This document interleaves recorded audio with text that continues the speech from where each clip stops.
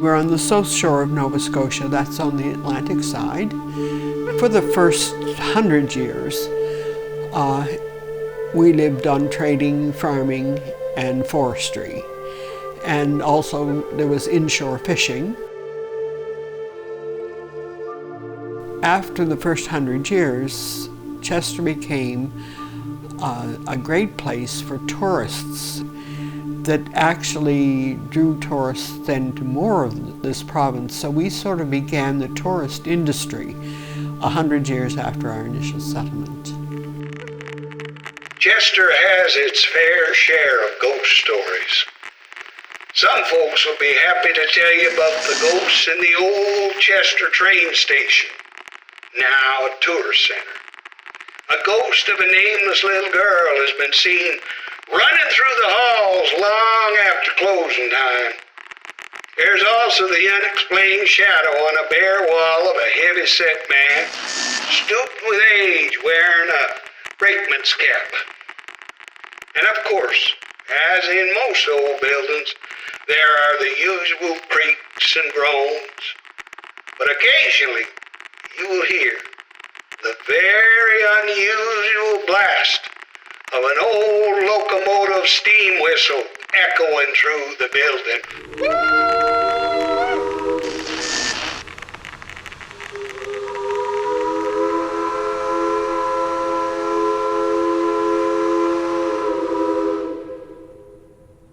The Halifax and Southwestern Railway came through here probably around about 1905, 1906. In 1906, and that area is when this station was built.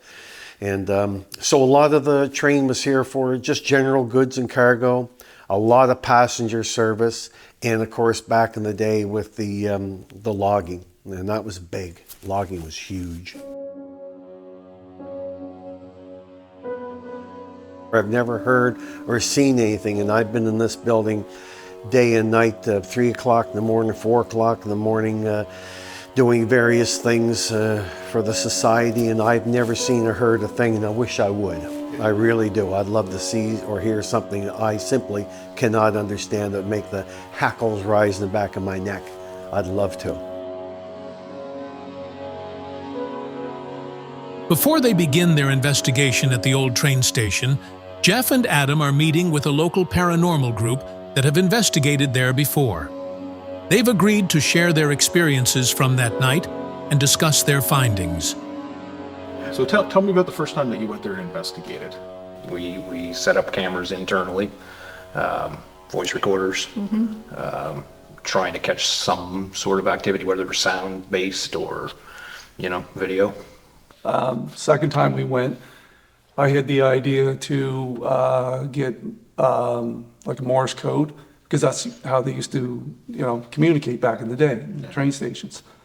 So I got this Morse code, and I put a message in and said, if there's anybody here tonight, can you please make a sound? So on the audio that we got, right at the end of that Morse code, there's a bang. So, and I think that was right above your head. Yeah. I believe. Yep. Was there anything else specifically that you would try to set up to do, maybe to make contact with anybody, any other tests that you had tried, or anything maybe that you would not have normally done on investigations? Anything? We did set up I had a grid pen, and we did set up like a laser grid pen just to see if anything would break that laser. I don't think we got anything out of that. And then I think we got some rock tapping or something inside or something. Yeah, and it was quite accommodating. I mean, we would ask for, for noises to be made, and we would get taps and bangs and, and I mean, we never really debunked it because there was no other source that could have made those. Well, because that's why it was so, we went during the time of like when the tourist is not open, so it's nobody is there at all. So even in the dead of winter, and I think they had the power, like the heat and stuff was kind of there was no heat. So there was no other reason for maybe shifting of the building, but we kind of even. Well, it's an old place, so sometimes sounds can just happen. But when sounds just happen exactly right when you ask for it, that kind of makes you go, well, starts to be more than a coincidence. Yeah, but that one upstairs room is Yep. just, Yes. I think I had an uneasy feeling Yep. in there. And it's And fun. I didn't stay up there Sometimes very everybody much. gets a different feeling, but for some reason that one, it was Yeah. upstairs. But I think historically, and I could be wrong, I don't have my facts on this, but when the caretaker would stay there, that would be the room that the caretaker would stay in, basically live in, because I think they lived there, or maybe shared accommodations. And you say personally you couldn't really spend much time in that room. You had an uneasy feeling. Yeah, no, I didn't go back. Stayed downstairs. Okay, did anybody else have an uneasy feeling, or was it just kind of in general a creepy room? Yeah, it or- was, I think just the upstairs in general just seemed like it had a creepy aura to it. And mind plays tricks on you sometimes, but Yeah. it's just when you're all on that same page, Yeah. it was definitely enough to pique my curiosity. I would go back probably tomorrow if they would, Yeah. we could do it, but yeah. This investigation, as well as other ones that we come away with not being able to explain this thing or the other thing, it makes you more curious and makes you want to continue.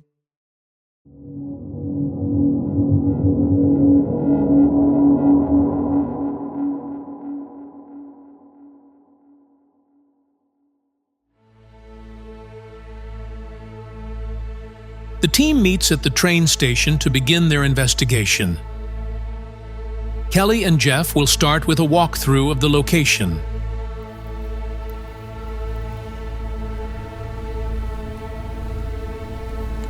So this person was very dedicated to his job.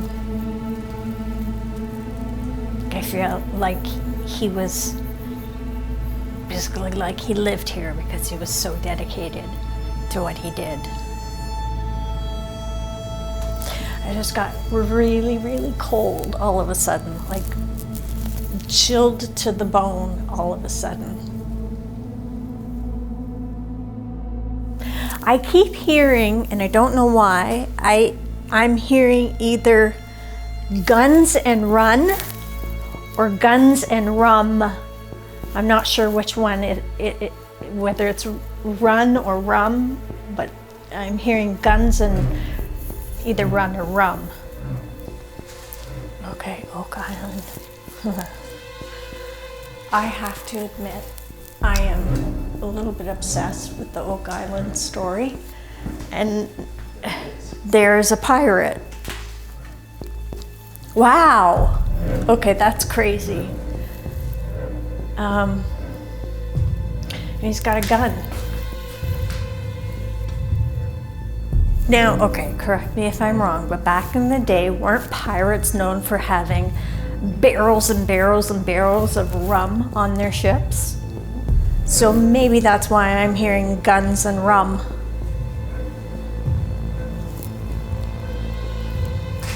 I'm not.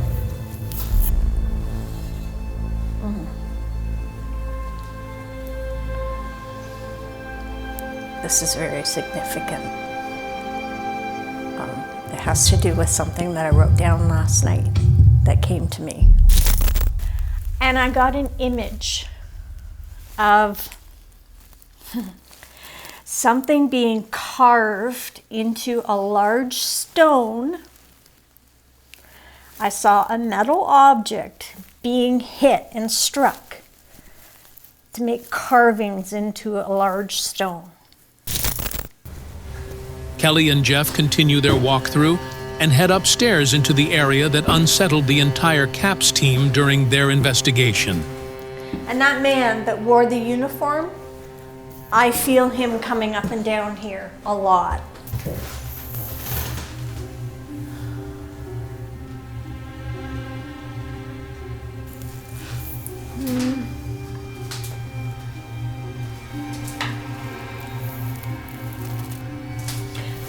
I don't know, I wanna...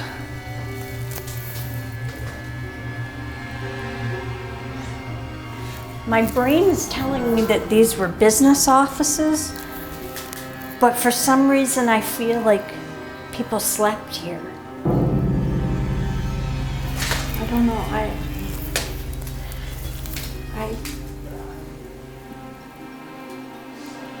don't really want to turn my back in this hallway for some reason.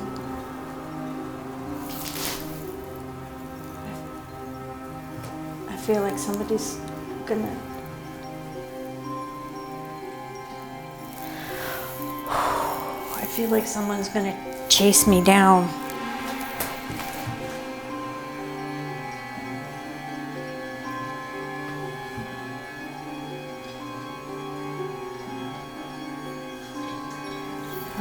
Okay.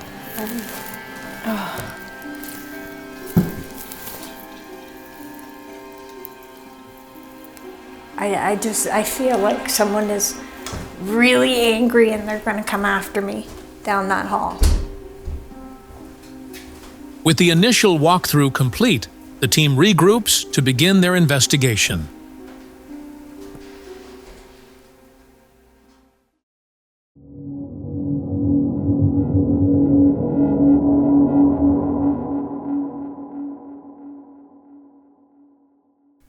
One thing that's very consistent with paranormal investigation is the ideology and the feeling behind the use of film itself. Older film cameras, Polaroids, even though this is a newer Polaroid, it still utilizes the same cartridges and Polaroid film that we would have, a long time ago.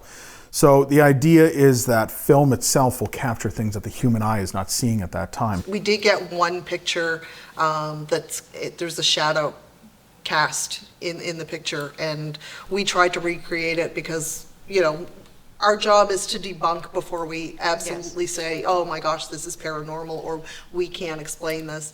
And we tried our best to kind of reenact that photo, try to figure out where that shadow came from, and there was nothing. So very specifically, Kelly had actually touched on this stairwell and the hallway that runs across the upper level here. So what we're going to do is I'm going to take a couple of shots specifically documenting the stairwell and the landing at the top of the stairs and the hallway itself, and see very much so what we get out of that.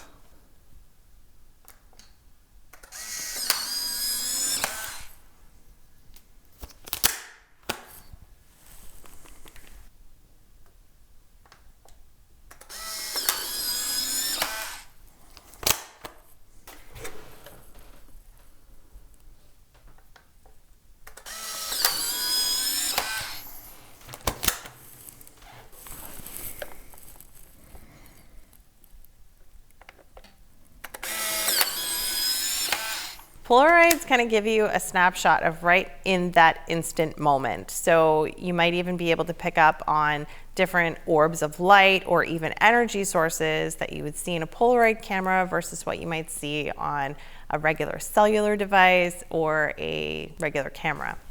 Looking at this image here, you can see some items down here in the corner, kind of like little imperfections. We're just going to kind of look at where we were for a minute.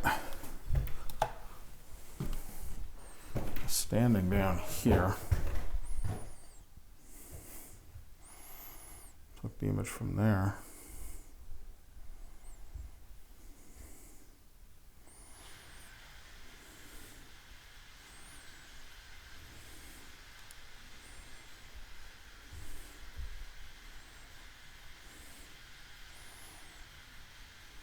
Looks like it's reflections of how the lights from downstairs were. Nothing out of the ordinary. What we've actually done in the station here is we've set up some trigger objects. One very specifically, you can hear it in the background here, we actually set up a toy train. We got the REM pod set up in the middle of it. We got a camera on it as well. Just in case we're not in the room and something happens, we want to be able to capture that. But we've tested it. The train itself is not setting off the REM pod on its own. So the baseline is this is golden. If anything happens from here on, there's been a change. There's been a shift. And that's something that we'll investigate further. So we're just going to let this go and see if any kind of energy is attracted to this. By getting closer to the REM pod, it'll set it off, and we'll see what happens from there. Hopefully, if anything does happen, once again, the GoPro will catch it. On top of that, Our director actually brought one of these wooden carved train whistles, kind of like to engage with or to instigate anything. So, see what we got here. Never done this before.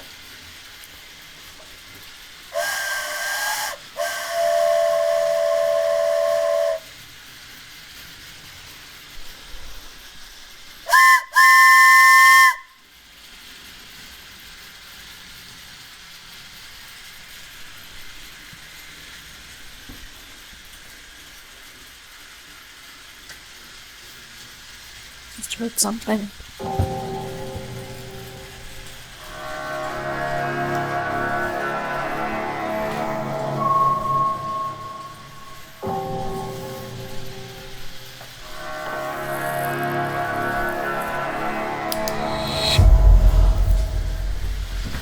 What's up?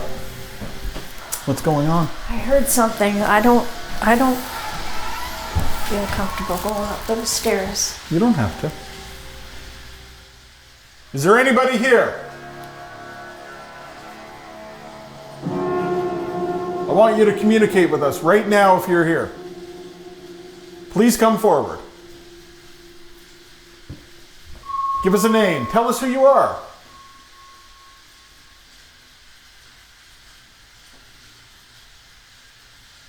You're not getting my name. What was that? You're not getting my name. Why not? You don't deserve to know. Why not? I don't like you. You don't know me. Doesn't matter. Why are you so angry? You'd be angry too if you lived the life I lived. That has no bearing on me. Why are you angry with me?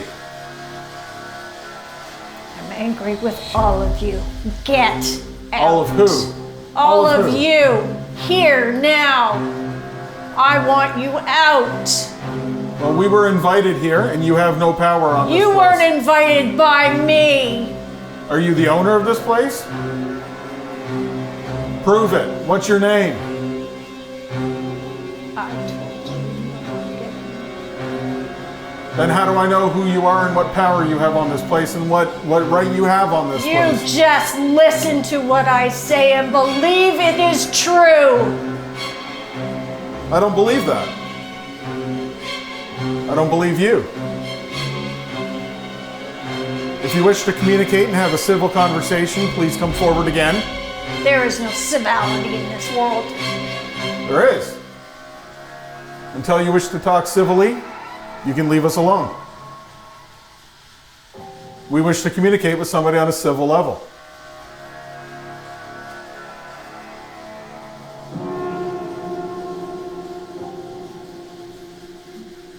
What?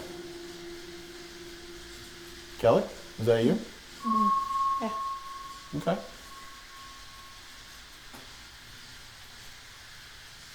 No, he's done talking. Well, good. I'm sorry, but we don't want to talk to somebody who just wants to yell at us. Come forward and have a conversation with us. We'd love to say hi. We are friendly.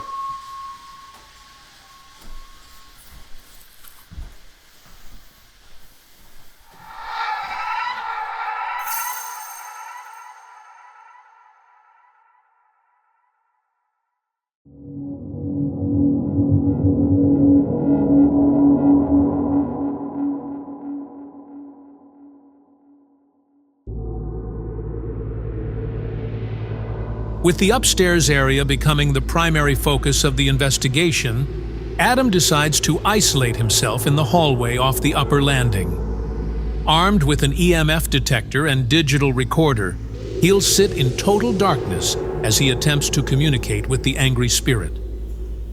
Just looking to communicate. Is somebody here?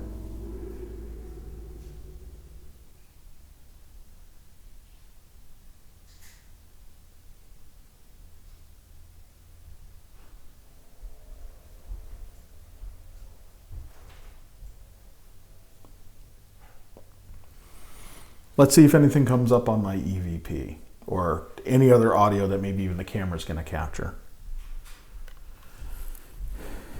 If somebody's here, can I please have your name? Come forward. Tell me your name.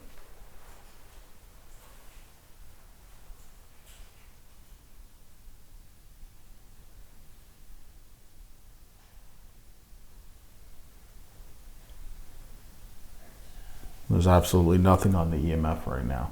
It's been dead silent. Though not audible to Adam at the time, the following was picked up by his digital recorder. Come forward. Tell me your name.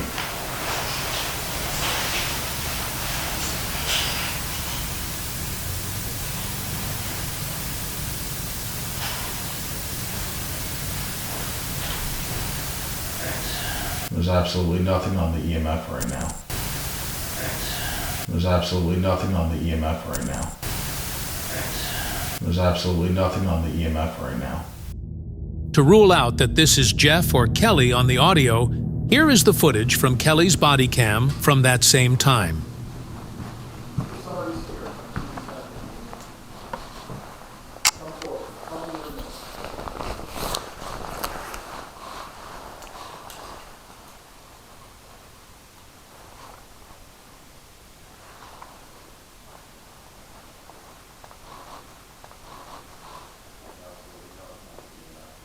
You can clearly see neither of them could whisper from downstairs and have it picked up by Adam's recorder. And what's even more compelling are the names that came to Kelly prior to the investigation. So the first name that came to me was Joseph. Just popped into my head out of nowhere. I don't know if it's got anything to do with this, but it just popped into my head out of nowhere. The second and third name I heard, they came like one right after the other, and it was Richard and Gladys. As Adam continues his isolation session, a situation begins to develop downstairs.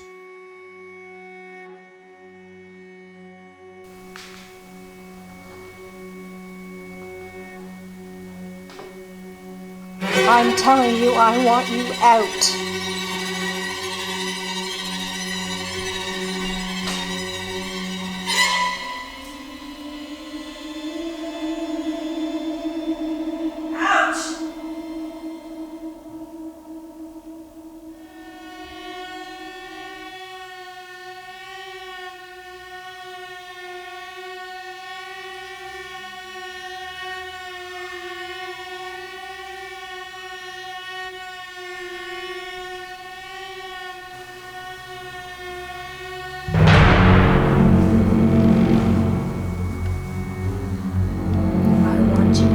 Out of my station. Out! Out! Out! I'm telling you, I want you out. What's your name? You're not getting my name.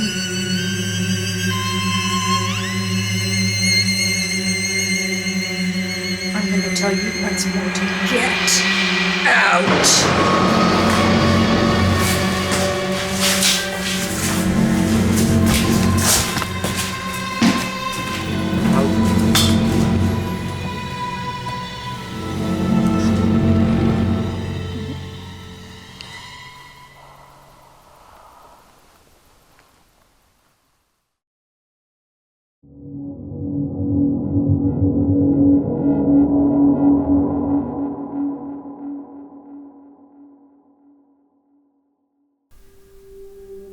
So Kelly's had some very personal experiences in this building. She's had someone communicating with her. She was able to communicate with that person and find out some not even specifics, but some general details. There's a spirit of a person here that's angry, doesn't really wish to communicate, but makes their presence known quite often. And when confronted, as we did earlier, they backed off. They didn't want to communicate any further. It was almost like things were no longer on their terms. They backed off. We lost communication. One thing that Kelly offers and attempts to do is to offer to them to pass on from this earthly realm. And they refuse that. he can't forgive himself for what he's done in his lifetime. I don't know what it is because he's not telling me what it is, but he does not forgive himself, and until he does that, he's not going to be able to cross over. So there's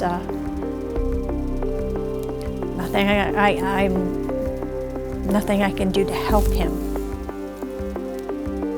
I can hear him, I can feel him, but I can't help him. He needs to help himself. And he's not willing to do that, so.